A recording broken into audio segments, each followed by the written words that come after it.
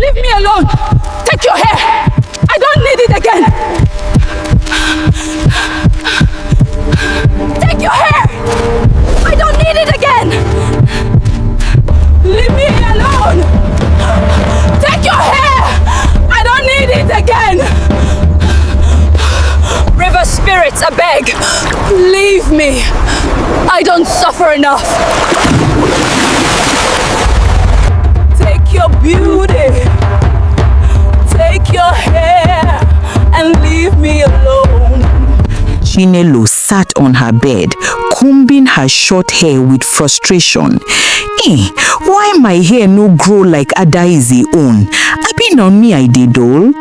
Every girl for this village get long hair.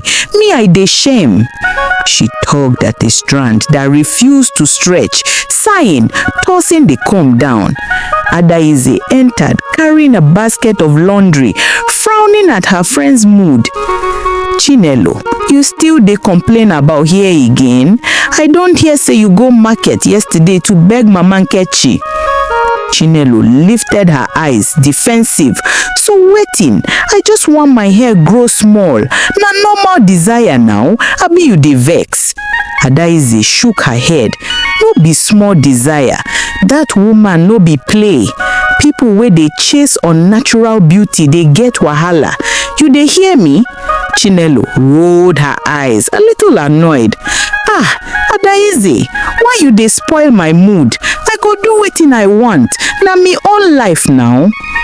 That morning, Chinelo wandered through the busy village market. Villagers greeted each other warmly. Children ran about playing, and the smell of roasted maize filled the air. Chickens clucked nervously as people moved past them. Chinelo passed stalls of colorful fabrics, fresh vegetables, and local herbs, her mind fixed on one goal. My hair no go grow on its own. I must try something, anything, she whispered to herself. Her eyes fell on the familiar hut of Mama Nkechi, the village herbalist. Herbs of every color and shape hung from the doorway, and the faint smell of burning incense drifted out. Chinelo took a deep breath and stepped in. "Good morning, Mama Nkechi," she said nervously. Mama Nkechi, an older woman with bright, knowing eyes and long silver hair, smiled. Chinelo, I don't dey expect you. I sabi wetin dey your mind." Chinelo hesitated, her excitement mixed with fear. "You fit make my hair long? Like very long?" Mama Nkechi leaned closer, her voice low and serious. "Yes, I fit give you herbal potion.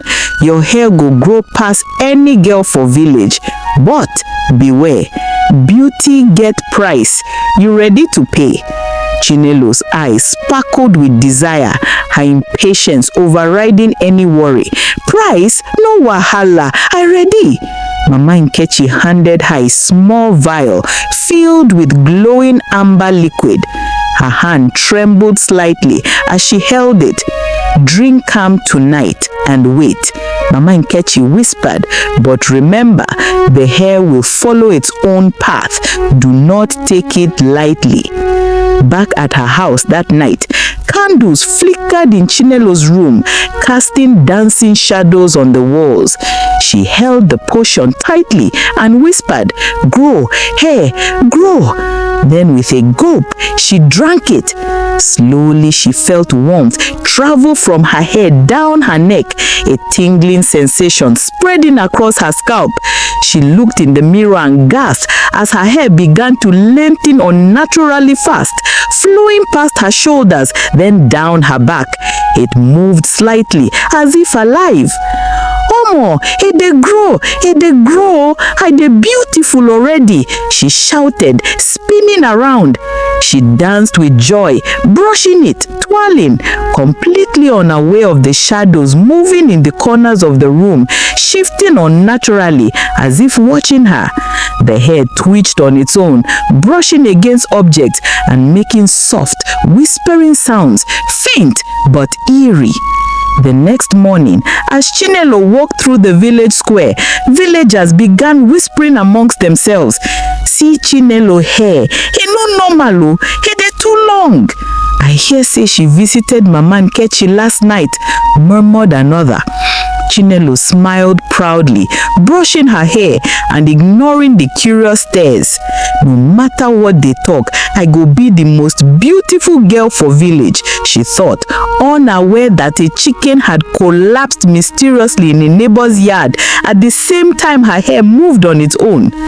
Later, Chinelo visited Obinna, who was chopping yam in his small kitchen. Ah, Chinelo, your hair, e dey long o. You try o, abi na new style? He asked, his eyes filled with both admiration and worry. Na Mama Nkechi help me, e dey magical, Chinelo said excitedly. Obinna frowned slightly. Make you dey careful. Sometimes things wey dey too easy get wahala. I no know if this one safe. Chinelo laughed, brushing her hair. Obinna, you too dey fear. It go be fine. Behind her shoulder, her head twitched slightly on its own, like a shadow with a life of its own, but Obinna did not notice. That night, Chinelo slept, unaware of the hair slowly moving across the floor, whispering faintly, rustling softly like tiny voices. Grow, no stop, she murmured, half asleep, smiling. Shadows shifted in the corners as if alive, moving with a quiet menace. Quick flashes hinted at earlier signs: the collapsed chicken, the broken vase in her room, and a soft whisper in the wind. The wind whispered through the village that night, carrying a strange, almost playful sound. Inside her room, Chinelo stirred in her sleep, her hair slowly crawling across the floor like a living shadow. She murmured, grow, no stop, and smiled, unaware of the danger that had begun to stir. Outside her window, the faint glow of the moon lit the quiet village, but something in the air felt heavy, as if the night itself was watching. By dawn, villagers began to notice strange happenings. A few chickens lay lifeless near the market, their feathers ruffled unnaturally. Children screamed when a basket of yams tipped over by itself. Old men whispered, "This now witchcraft, it don't start." But nobody suspected Chinelo, not yet. Chinelo awoke, her hair tangled across the floor. She knelt, trying to gather it into a braid, but the strands twisted away from her fingers. Why you dey do this?" she asked softly, her voice trembling for the first time. She had expected beauty, but now she felt a strange unease. Every strand seemed to move with purpose, almost like it had a mind of its own. Adaeze came rushing to her house, breathless and anxious. "Chinelo, I dey fear mo, your hair, it dey move like snake. I dey fear o, you need make we go see Mama Nkechi now." Chinelo shook her head, trying to maintain control. "Na normal, na magic now, e dey harmless." But even as she said it, a strand of hair whipped out and knocked over a small clay pot on the floor. Chinelo gasped and stepped back, fear creeping into her heart. Meanwhile, Obinna stood outside, watching the house warily. "Something dey wrong. I dey beg you, Chinelo, this hair, e no normal." He knocked gently, but there was no response. He pushed the door open slowly and froze. Her hair moved like rivers across the floor, coiling and twisting. "Chinelo, wetin be this?" he shouted. Chinelo turned, her eyes wide. "Chinelo, I no fit control am." The strands shifted, reacting to her fear, brushing past Obinna's arms, wrapping lightly around the edge of a chair. He pulled back, alarmed, but careful not to touch the living hair. The two friends sat silently for a moment, watching the hair twitch and slither as if listening. Outside, the village roosters crowed nervously and the wind whispered faintly through the trees. A low, eerie sound carried from Chinelo's hair, a soft rustling, almost like words. Beauty, price, pain.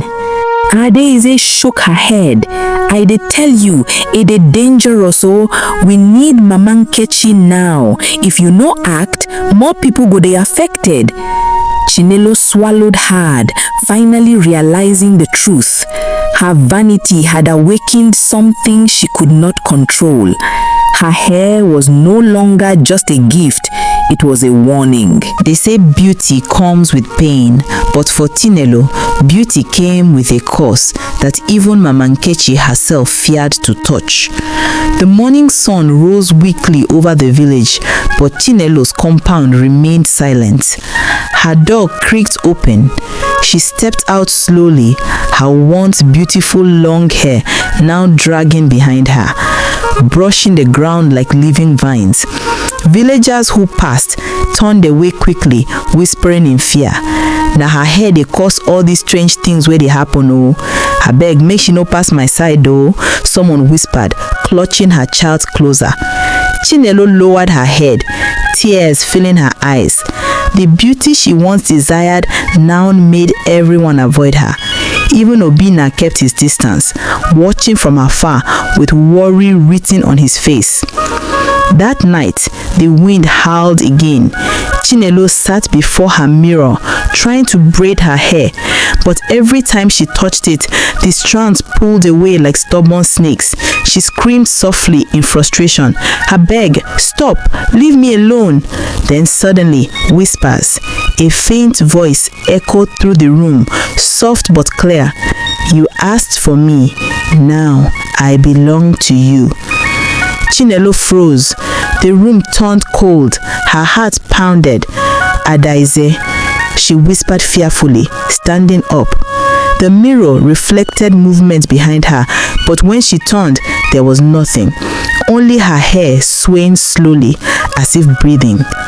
She rushed out barefoot, her long hair dragging across the ground. She ran through the moonlit path to Mama Nkechi's hut.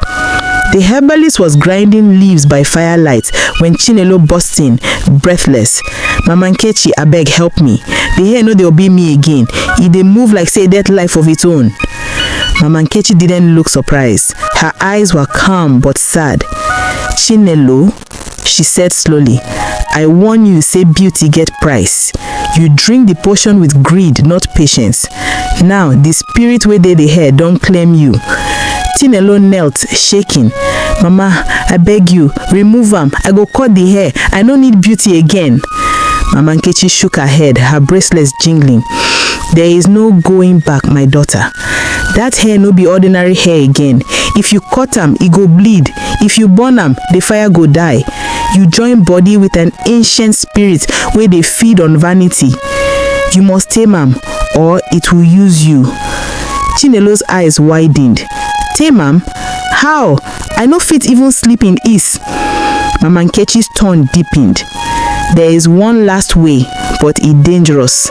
At midnight, you go to the stream behind the old shrine. You go wash the hair inside the running water and speak these words. Return to your rest. Leave my soul to breathe. If your heart pure, the spirit go release you. But if your heart still dey proud, it will claim your life." Chinelo swallowed hard, trembling. "I go do am. I no get choice." The moon shone bright that night. The wind whispered softly, carrying voices of the unseen. Chinelo walked slowly towards the stream. The sound of her hair dragging across dry leaves echoed in the quiet night. Every few steps, she looked behind her. The shadows seemed to move. When she reached the stream, she knelt down, her reflection staring back, pale, trembling, and weary. Her long black hair floated in the water like thick oil. She whispered softly, return to your rest. Leave my soul to breathe. The wind grew colder. The water rippled violently. Suddenly, a shadowy hand shot out from the reflection, grabbing her hair and pulling hard. Chinelo screamed, "Leave me alone! Take your hair! I don't need them again!" Her voice echoed through the forest. The water glowed faintly, and the air filled with laughter, eerie, high-pitched laughter. The same whisper came again. "You asked for me. Now you are me." Back in the village, Adaize could not sleep. She woke Obinna. "Obinna, I dey fear o. Chinelo never come back since nightfall. Make we go find am." They carried a lantern and hurried through the bush path towards the stream.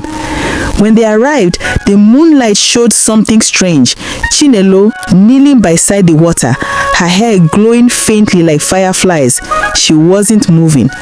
"Chinelo," Adaize shouted, running closer. Suddenly, the hair lifted from the ground like a wave, circling around them. Obinna pulled Adaize back. "Stay behind me," he shouted. The strands whipped around like angry spirits, splashing water everywhere. Chinelo slowly raised her head. Her eyes glowed faintly. I told you to leave, but you no won't go," she whispered, her voice echoing as if two people were speaking at once. Mama Nkechi appeared from behind the trees, chanting softly, "Spirit of vanity, release this child, return to your rest." The ground trembled. The stream's water turned dark. Chinelo screamed as her hair began to shrink, pulling tight against her scalp, wrapping around her neck like chains. Adaize and Obinna cried out in fear. "Fight am, Chinelo, no alarm take you," Mama Nkechi shouted. For a moment, everything went silent.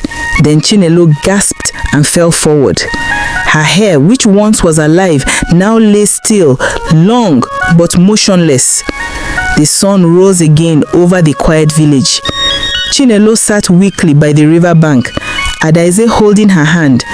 Mama Nkechi stood nearby, her eyes heavy with wisdom. "The spirit go rest," she said softly. "But remember, Chinelo, never ask nature for more than it give you. Beauty no dey evil, but greed dey invite darkness." Chinelo nodded weakly, tears running down her face. Her hair still long, but calm now, moved gently with the wind. Adaize smiled faintly. "You still fine, my sister, and you still alive." Chinelo managed a weak smile. "Next time, I go love myself the way God make me." Episode 3, coming soon.